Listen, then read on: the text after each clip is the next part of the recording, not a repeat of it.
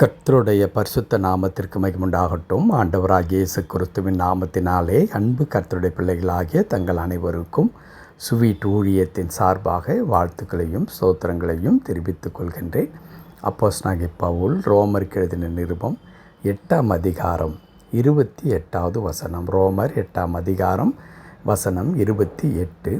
அன்றியும் அவருடைய தீர்மானத்தின்படி அழைக்கப்பட்டவர்களாய் தேவனிடத்தில் அன்பு கூறுகிறவர்களுக்கு சகலமும் நன்மைக்கு ஏதுவாக நடக்கிறதென்று அறிந்திருக்கிறோம். அன்றியும் அவருடைய தீர்மானத்தின்படி அழைக்கப்பட்டவர்களாய் தேவனிடத்தில் அன்பு கூறுகிறவர்களுக்கு சகலமும் நன்மைக்கு ஏதுவாக நடக்கிறதென்று அறிந்திருக்கிறோம்.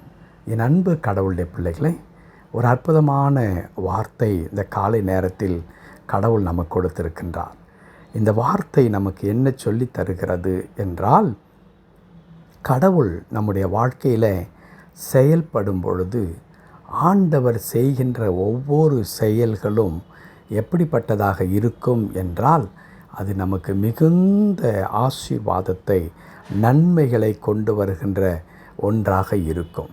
பல நேரங்களில் கடவுள் நம்மை வழி நடத்தும் பொழுது அனுமதிக்கின்ற ஒரு சில காரியங்கள் நமக்கு மிகுந்த வலியையும் வேதனையும் கொடுக்கின்ற ஒன்றாக இருக்கும்.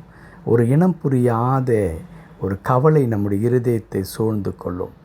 ஒருவேளை நம்முடைய வாழ்க்கையில் நிகழ்ந்து கொண்டிருக்கிற காரியங்களை சிந்திக்கும் பொழுது இவை ஏன் நடந்தது என்று நாம் அறிய முற்படும் பொழுது அதற்கான பதிலே தெரியாத வண்ணமாய் என்ன நிகழ்கின்றது நம்முடைய வாழ்க்கையில், ஏன் இப்படி ஆகிற்று, நான் எவ்வளவாய் கடவுளுக்கென்று வைராக்கியத்தோடு கூட நான் இருந்தேனே, ஆனால் என்னுடைய வாழ்க்கையிலா இப்படியெல்லாம் நடக்கணும் என்று சொல்லி நம்மை நாமே கேள்வி கேட்டுக்கொண்டு அந்த கேள்விக்கு பதில் தெரியாமல் திகைக்கின்ற மக்களாக, கண்ணீரோடு திரிகின்ற மக்களாக நாம் மாறிவிடுகின்றோம்.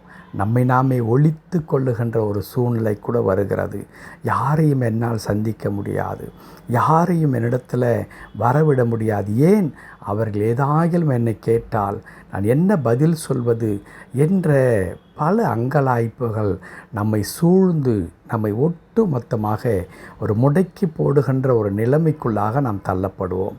ஆனால் என் அன்பு கடவுளுடைய பிள்ளைகளே, ஒரு உண்மையை நாம் மறந்துவிடவே கூடாது. அது என்ன தெரியுமா? நம்முடைய வாழ்க்கை கடவுளுடைய கரத்தில் இருக்கிறது. நாம் நம்முடைய வாழ்க்கையை நம்முடைய கையில் வைத்திருக்கின்றோம்.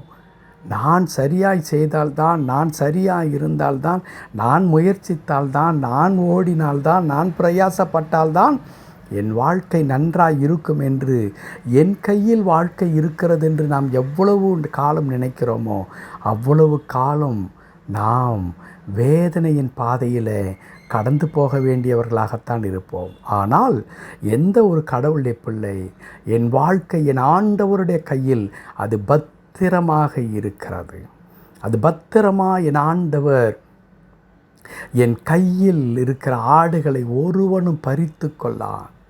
ஆண்டவர் சொன்ன வார்த்தை இருக்கிறது அல்லவா? அப்படி என் ஆண்டவருடைய கரத்தில் நான் பத்திரமாக இருக்கிறேன் என்று சொல்லி நாம் விசுவாசிப்போமானால், வாழ்க்கை எத்தனை தாறுமாறான மேடு பள்ளமான பாதையிலே கடந்து சென்று கொண்டாலும் நாம் பயப்பட மாட்டோம். ஏன் தெரியுமா?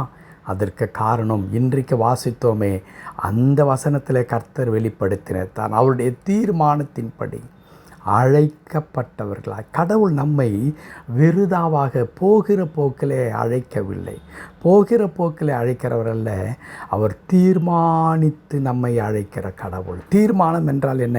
ஒரு திட்டத்தோடும் ஒரு நோக்கத்தோடு கடவுள் நம்மை அழைக்கின்றார். அப்படி திட்டமும் நோக்கமும் தெளிவுமாய் நம்முடைய அழைப்பு இருக்கிறபடியால் நாம் நம்முடைய வாழ்க்கையில் எது நடந்தாலும் அது நன்மைக்கு ஏதுவாய் நடக்கிறது. அன்பு கடவுளுடைய பிள்ளைகளே, அவருடைய தீர்மானத்தின்படி அழைக்கப்பட்டவர்களாய் கடவுளத்தில் அன்பு கூறுகிறவர்களுக்கு சகலமும், ஏதோ ஒன்று அல்ல, ஏதாகிலும் ஒன்று அல்ல, சகலமும். ஆகவே தான் நான் சொன்னேன், வாழ்க்கை எவ்வளவு சின்ன பின்னமாக உடைந்து நொறுங்கி போகிற ஒரு நிலையை நாம் சந்தித்தால் கூட பயப்பட வேண்டாம். என் ஆண்டவர் என் வாழ்க்கையை தன் கரத்தில் வைத்திருக்கிறார். அவருடைய கரத்தில் இருந்து நான் ஒரு நாளும் உடைந்து சின்ன பின்னமாக மாட்டேன். அவர் என்னை செப்பனிடுவார், சீர்படுத்துவார், பலப்படுத்துவார்.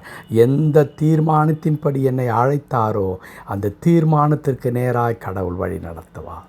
ஆகவே அன்பு கடவுளுடைய பிள்ளைகளே, எப்பொழுதும் நம்முடைய வாழ்க்கையில் ஒரு அழகான எதிர்காலம் இருக்கிறது என்றை மறந்துவிட வேண்டாம்.